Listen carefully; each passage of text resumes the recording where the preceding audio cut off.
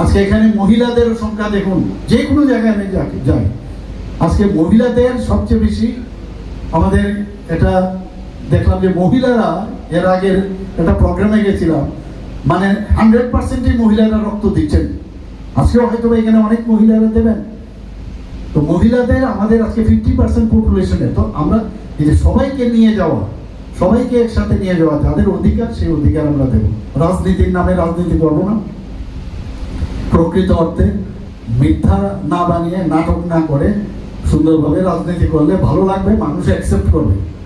আর এখন এই সুযোগও নেই ওই ল্যাটারাল এন্ট্রি করে একবার চেষ্টা করে যে আমাদের নিজেদের মধ্যে যদি ঝগড়াঝাটি হয়, তাহলে যদি ফাঁক দিয়ে ঢুকে যেতে পারি 77-78-এর মতো এই চেষ্টা, আবার বসে থাকে যে আরে পেয়েছি চল এটাকে নিয়ে আন্দোলন করি।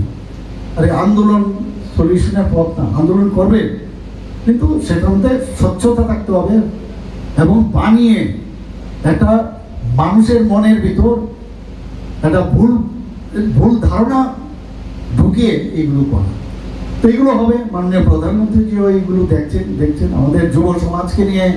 আমরা এখন মাননীয় প্রধানমন্ত্রীজি বলছেন বারবার এই রক্তদান শিবিরের মাধ্যমে আমি এখানে আহ্বান করবো যারা যুব সমাজ যারা আছেন তাদেরকে এগিয়ে আসা দরকার। কারণ এর থেকে বড় দান আর কিছু হয় না, এর থেকে আমার মনে হয় মানব সেবামূলক কাজ আর কিছু হয় না। আমাদের সরকার স্বাস্থ্য ব্যবস্থার ক্ষেত্রে যদি আপনারা বলুন, আমাদের সরকার যেভাবে এখন কাজ করছে একের পর এক, আমি এর আগেও বলে এসেছি, এটাকে আর আমি রিপিট করতে চাই না।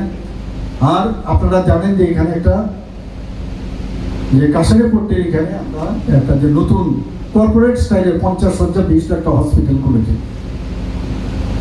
আমাকে এখনই মাননীয় কর্পোরেটর মহোদয়া বলছিলেন যে ওই জিনিসগুলো করতে হবে, তো আমরা বলেছি নিশ্চয়ই করবো এগুলো।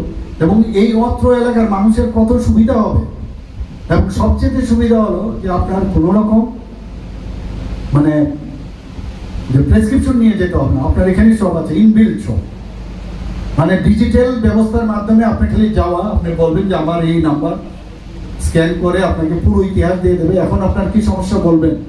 তো এইভাবে একটা আধুনিক একটা হসপিটাল আমরা করেছি। IGM হসপিটালের যিনি মেডিকেল সুপারিনটেন্ডেন্ট, ওনার